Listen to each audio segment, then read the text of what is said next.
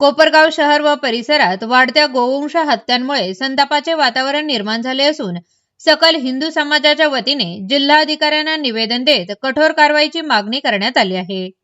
अवैध कत्तलखान्यात दररोज गोवंशांची कत्तल होत असून त्यांचे रक्त दक्षिण गोदावरी नदीपात्रात सोडले जात असल्याने नदीच्या पावित्र्याला धक्का बसत असल्याचा गंभीर आरोप करण्यात आला आहे।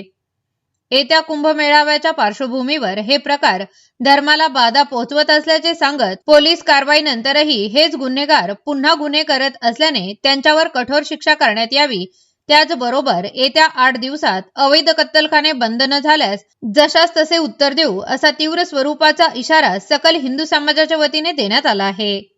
आज आम्ही सकल हिंदू समाजाच्या वतीनं कोपरगावातील अवैध कत्तलखाने हटाव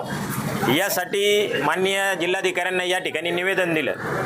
की आपणही बघताय आपल्या सगळ्या माध्यमातून रोजच्या बातम्या येत आहेत की त्या ठिकाणी जनावरं सापडलीत, मांस सापडलं, गोमांस सापडलं, हे ते सापडलं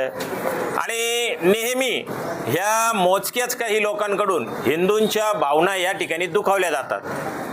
मी आपल्या माध्यमातून ह्या लोकांनाही सांगू इच्छितो आणि संपूर्ण हिंदू समाजाला या आपल्या माध्यमातून सांगू इच्छितो की सर्वात पवित्र असा कुंभमेळा नाशिकला चालू होतोय आणि आमचे जगभरातले साधू संत त्या ठिकाणी कुंभमेळ्याला येतात आणि त्याचबरोबर असंख्य मठांचे मठाधिपती सुद्धा कोपरगावच्या पवित्र गंगेमध्ये स्नानाला या ठिकाणी येतात, पुणतांब्यालाही जातात। पण जर कधी हे अवैध कत्तलखाने या ठिकाणी चालू राहतात आणि ही गायांची कत्तल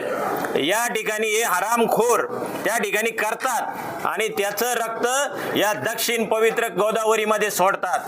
त्यामुळं आमचा धर्म त्या ठिकाणी भ्रष्ट होतो आणि आमच्या हिंदूंच्या भावना त्या ठिकाणी दुखावल्या जातात। म्हणून आज आम्ही माननीय जिल्हाधिकारी साहेबांना या ठिकाणी निवेदन दिले आणि त्याच्या प्रती आम्ही मुख्यमंत्री, उपमुख्यमंत्री, SP अहिल्यानगर जिल्ह्याचे संबंधित नगरपालिका, दोन्ही पोलीस स्टेशन यांना सुद्धा आम्ही याद्वारे आज निवेदन देतोय की हे जर येत्या 8 दिवसात थांबलं नाही तर मग हिंदू समाज याला जशाच तसं उत्तर देईल याची संबंधितांनी नोंद घ्यावी आणि त्याच्यात जर काही झालं तर त्याला सर्वस्वी प्रशासन जबाबदार राहील। माझं गाव चॅनलसाठी स्वप्नील कोपरे, कोपरगाव।